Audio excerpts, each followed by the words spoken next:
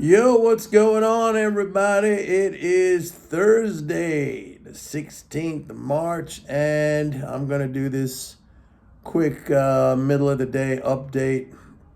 So, we had the ECB 50 basis point rate increase. I think that was a little bit on the aggressive side. I see that as a short term negative for the euro, although it happens to be holding its levels fairly well. But I expect it to pull back, and but I would buy the pullbacks in the euro. I just think right now, the concern or the fundamentals really are more negative for the dollar because we are having a pretty significant fiscal expansion that's going on, and it's just as I've been saying, like this is in its very early stages. It's in its very nascent stages, and it's just. I mean, we're talking about big numbers coming through here. I mention this every day, and it's really being completely ignored. Well, it's always ignored because it's the fiscal side, but everything now is all tied up in this hysterics about the banking crisis. One thing you ought to know, and you probably have seen this in the news, is that SVB, that Silicon Valley Bank, I mean, most of their depositors were like rich tech entrepreneurs. I mean, there were very few people who had, the $250,000 FDIC protection on their deposits. Most of the people in there were like big time rich Silicon Valley entrepreneurs who lost their money. So it is not a situation, and I think the market is starting to realize that it's not a situation that is necessarily systemic to the system. I mean, it happens to be focused primarily on one bank that was like a rich person's bank, and the FDIC only covers up to 250,000. So I mean, do we feel sorry for them? I don't know. I'm not here to pass a judgment on that. I'm just here to kind of keep you guys on track, and that means on track with the bigger picture of the fundamentals and on track mentally right here. And it's something that I repeat every day, that it's very, very easy. Look, I've been in this game a long time, but it's very, very easy if you listen to the news, the financial media. I mean, it's very easy to get distracted from the big picture, and not only that, to become really scared and hysterical, because that's the way it's presented. It's always presented like that. And I keep coming back to the swimming pool analogy and really the macro analogy.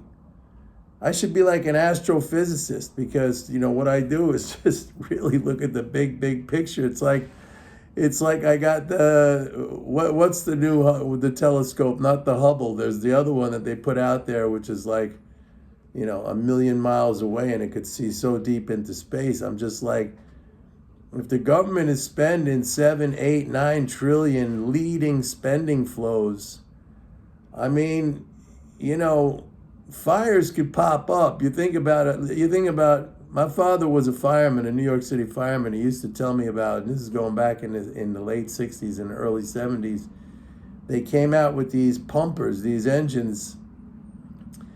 They were called super pumpers because the water flow coming out of these fire engines were so powerful they could knock down brick walls. And so you had fires popping up, but I mean, it was nothing compared to the flows coming out of these super pumpers. And you kind of have that situation right now where you can have these crises, if you want to call them that, and you got this super pumper. Now, if that goes away, I don't know, maybe the debt ceiling. For me, that's like the real only concern, and I'm still taking a positive attitude on that, even though the politics are really, really not even divisive, but it looks like one side like the GOP wants to tank the economy, and I get it for political reasons because that would ensure a GOP victory in 2024. I mean, even if they don't tank the economy, it may still ensure a GOP victory in 2024, depending on who runs and depending on how crazy the situation is, especially geopolitically. But the thing I wanted to make the video on is that, there's an old saying, right? You can't fight the Fed. Well, you can't fight the fiscal flows either. I mean, the Fed is a largely misunderstood institution. Unfortunately, as I say, like every freaking video that I make, monetary policy has very little effect other than changing prices in the economy. And it changes prices through its ability to set interest rates. There's also a fiscal element to that. Not that it comes from the Fed directly, it has to come from Congress, but the fiscal element is that the setting of interest rates either will add to interest income flows into the economy, or the cutting of interest rates will reduce interest income flows into the economy. So it has obliquely a kind of a fiscal power, although that's not its authority specifically. But we have to understand that as well, and most people don't understand that. Now, the Fed can add to the banking system without authorization from Congress. It's a funny thing, though, that the Treasury is back. Here we go again. I mean, we saw this in COVID where, what's his name? Steve Mnuchin, and this was the genius idea of Steve Mnuchin and what's his name, Larry Kudlow. They should put that guy out to pasture already. He's out at CNBC. Let's come up with was it a 400 billion or an 800 billion or some crazy number? Let's back the Fed to make loans. Now, we already see the Fed running at negative cash flow. There was no reason to back the Fed with 400 or 800 billion. I forget what it was. It was a crazy number. And I said it at the time. I made videos about it at the time. I wrote things about it at the time. I mean, we're literally in a situation right now where the Fed is running with negative cash flow. In other words, it's paying out more in interest to the banking system than it is earning on its own portfolio. So there's nothing to turn over to the Treasury at the end of the year. But it hasn't stopped the Fed, nor would there be any reason for it to stop the Fed, because the Fed could continue to do that, until kingdom come.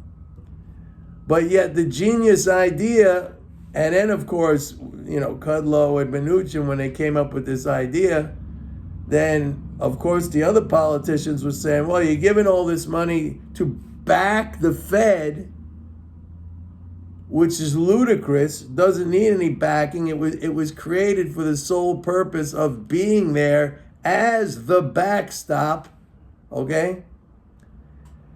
But then the politicians, well, if you gave 400 billion or 800 billion to the Fed, we don't have anything left to give to these poor people who are losing their homes and all this other stuff, which was bullshit. It was total bullshit. But again, and this was Yellen's idea, let's back the Fed with 40 billion to help these poor tech billionaires. Maybe it doesn't go to them. Maybe it goes to the people who lost the threshold below 250,000. I don't know. The point is, the Fed doesn't need the backing. I mean, how clear does this have to be right now? They're running with negative income, and nobody says a peep. Nobody says a peep about that. But yet Janet Yellen, the other genius, we better give the Fed 40 billion. Like, where did the other hundreds of billions that the Fed is currently paying in interest to the banks, where's that coming from? It's just a balance sheet transaction saying, okay, we're negative now on our net worth, but it doesn't mean anything. We'll make it up in the future. So like I every day I try to bring these points out to show people, and yet if you had a discussion about this with your friends or your colleagues or your family, they would be like, it's crazy. I mean, it's taxpayers' money, and this and that. In a sense, it is taxpayers' money, even though MMT says it is not. The government, as a sovereign issuer of the dollar, it doesn't need taxes to pay. But the thing is, when they spend, then there's always going to be a group in Congress, which is the majority, basically, that says, well, we spent on this, so we don't have money now for healthcare and infrastructure and environment and energy and education and all this other stuff. So in a sense, it is our money because they give it out to the financial system, with a whim, without even, the slightest bit of second thought or consideration. And then it's like, well, sorry, everybody else.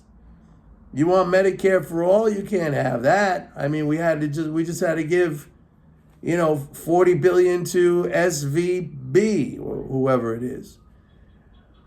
So again, I mean, I didn't want to make this midday video as a rant. I'm just saying that don't fight the fiscal flows, right? Nobody says that except me. They say that all the geniuses on Wall Street.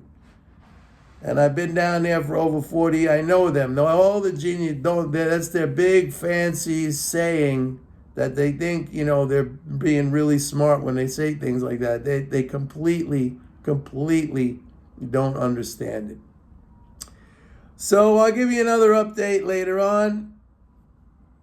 I think I'm about to do some coffee roasting. By the way, the coffee I made the other day, which was the Costa Rican terrazzo, that was fantastic. And I'm telling you that the Guatemalan, that stuff, I mean, that was incredible. So if you're interested in coffee, let me know. I roast the beans and I send them out to you, and you're going to love it. You're going to love it. And they're custom roasted, folks. That means you like a light roast, you're going to get a light roasted beans. You like a medium roast, you're going to get a medium roasted beans. You like a dark roast, which is my personal favorite. And by the way, in case you didn't know this, dark roast has less caffeine than light roast. And the reason is caffeine binds to water. And as the beans roast and the water evaporates from the beans, it takes the caffeine with it. Now, most people, when they drink a dark cup of coffee, they're like, oh, this is strong. This will put hair on your chest. It's actually the light roast that'll put the hair on your chest, if that's what you're looking for. All right, everybody. See you later. Bye.